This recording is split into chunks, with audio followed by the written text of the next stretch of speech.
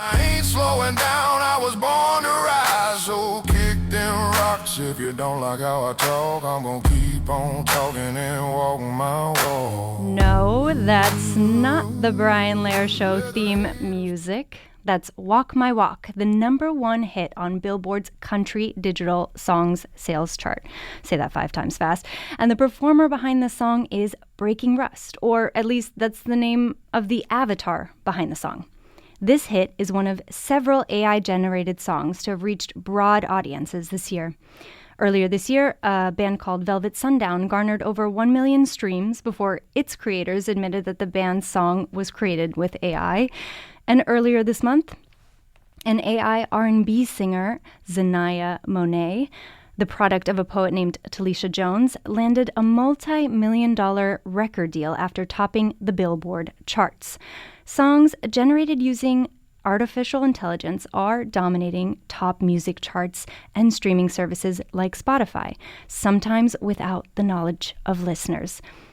Joining us now to break down how we got here is Kyle Chayka, staff writer at The New Yorker covering technology and internet culture. Kyle, welcome back to WNYC. Thank you for having me again. It was such a treat to hear that song. Had you heard it before? Oh, yes, for sure. And listeners, I wonder if any of you have heard that song or any other AI-generated songs lately. Maybe it was pushed to you on your Spotify weekly playlist. Maybe you heard it on a social media platform and decided to look up the artist just to realize the artist is an avatar. If you've come across AI songs, how did you know and how did it make you feel? Or maybe you're a musician or a songwriter or a producer. What's your take on AI music? Is the barrier to entry too low? Or does the disruption maybe equalize the playing field? 212-433-WNYC. That's 212-433-9692. You can also text that number. Kyle, a few years ago when AI music was just kind of coming out, whoever was generating the songs was replicating well-known artists. I think you mentioned you were reporting Drake and Jay-Z. Yeah. And I remember it sparked a conversation about rights at the time and intellectual property. But you write, now we're in the midst of a full-blown AI music moment. So what has changed? It's a good question. I mean, I think those early tracks kind of went viral because they were so closely mimicking these pop stars we were familiar with. Like, it kind of blows your mind that you can hear a fake Jay-Z voice and it sounds just like Jay-Z. But now these AI tracks, they don't have a famous voice behind them. There's nothing to recognize. There's no name recognition or identity behind them. It's just this kind of anonymous avatar situation. And I think it's happened in part because AI music technology has actually gotten even better from a few years ago.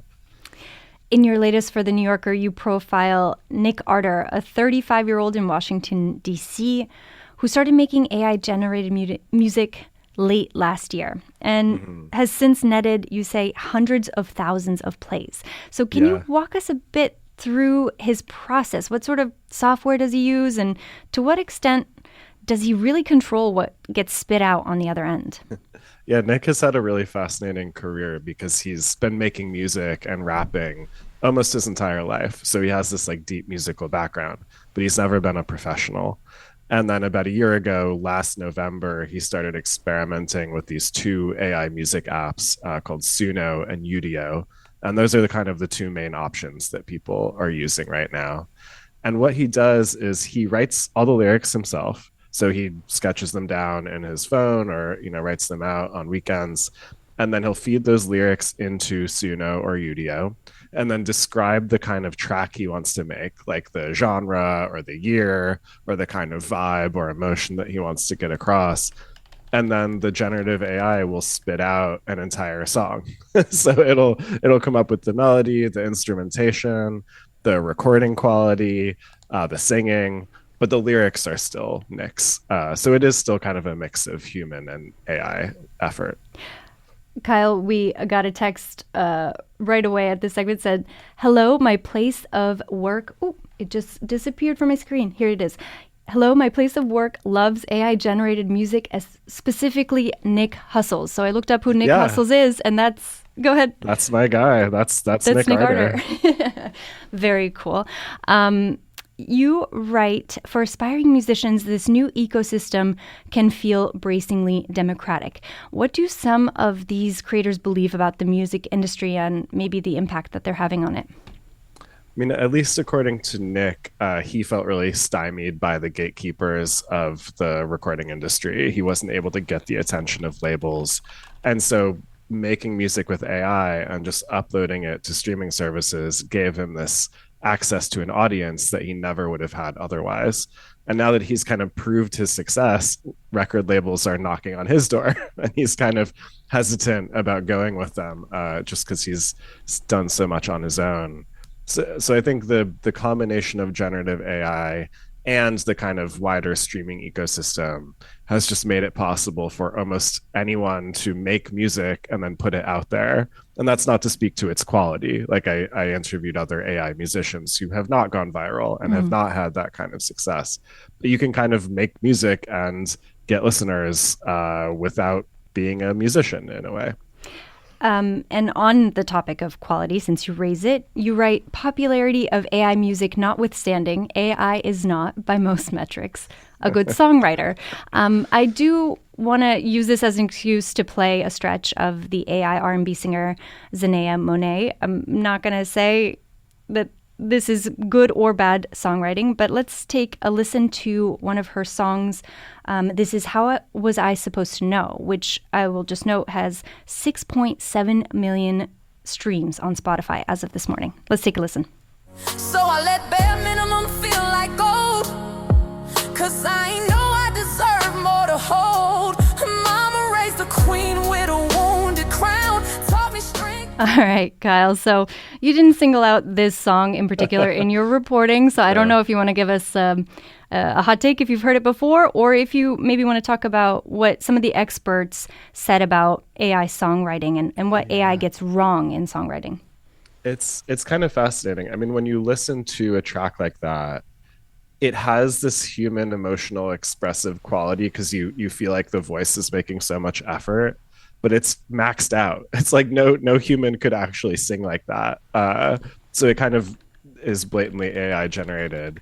And the lyrics, the poet behind that singer could have written the lyrics. It could be AI generated. But I think the musicians and kind of commentators I spoke to noticed that there was this kind of hollowness or tinniness to AI music. It doesn't ultimately feel like there's a lot of soul behind it. I think it's too perfect. Like, it's too maximized for our listening pleasure. It's too hooky. It's kind of like a reverse engineered candy for your ears. And so I just feel like there's not enough messiness, like human messiness behind it to be that interesting. Listener texts, if these songs are generated by AI, then how can you be sure that the listens aren't computer generated as well? Is there any sense of how organic this phenomenon is? Kyle, do you know?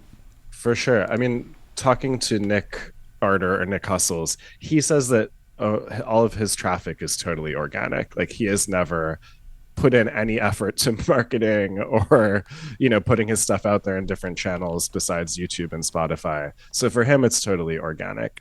I have seen other reporters note that Breaking Rust, the Walk My Walk AI musician, that seems to have a lot of bot traffic. But I think with Nick, I mean, you can see the listeners are there, the commenters are there, as one of your listeners just said, they play his music at their workplace. So I think there is an organic popularity to it, and there is an appeal, and there are some level of genuine listeners. My analysis of it, I think, is that we're so used to algorithmic recommendations and these kind of passive feeds of content online that we just don't always notice that it's AI. And so probably a lot of people are just listening to it and not thinking about it too much. Or Kyle, maybe the text message about listening to AI music was AI generated itself. Oh, no. As maybe is to be expected, we are getting a lot of texts from musicians and people who work in music. Here's one. I'm an old school pro jazz musician, drummer, with also a background in pop and rock and roll. I'm horrified and disgusted by AI infecting music. For me, music is about soul and spirit of human being connecting with an audience. Being 62, I've had enough trouble accepting the inevitable arrival of MIDI, but this is a whole new level, which I find completely unreliable and terrifying. The last question here is the infecting of AI in so many aspects of daily life so quickly is a huge error and not welcome trend, but do you welcome a trend to usher in by a group of isolated, self-obsessed billionaires? I don't. Okay, so rhetorical question there. Let's go to a quick call. Susan in Summit, you're on WNYC. Hi, Susan. Hi. Oh, I'm so glad you took my call. Thanks for calling in. I just wanted to say, yes, I'm just wanting to say that I'm so fed up with this AI. My daughter has been struggling for years and years to get into the music industry. It's not easy no matter what. And now we have this AI stuff, which is not real, and I'm just kind of fed up. What happens to real people? Why is this considered such a fantastic thing that's going on? And it just gets me angry. I don't know what else more to say. And the gentleman seems to think that it's spectacular. Maybe I'm wrong, but no thank you. Thank you, Susan, for your call. Kyle, I'm not sure that that's what I got from your reporting, but a really interesting wrinkle that Susan adds there. I mean, if Nick Arter says, this is democratizing music and lowering the level of entry, Susan is saying, well, wait, not for real. Now the field is even more crowded. What do you there's think? more competition. I think it's so easy for new people to get into the marketplace, let's say, that it does feel like there's no barrier to entry at this point. And that does make it harder for humans to succeed. I don't think that's spectacular by any stretch of the imagination. But I was interested to understand from these musicians that they do feel creative. They do feel like they are producing something that has value. And a lot of listeners are consuming it on some level as well.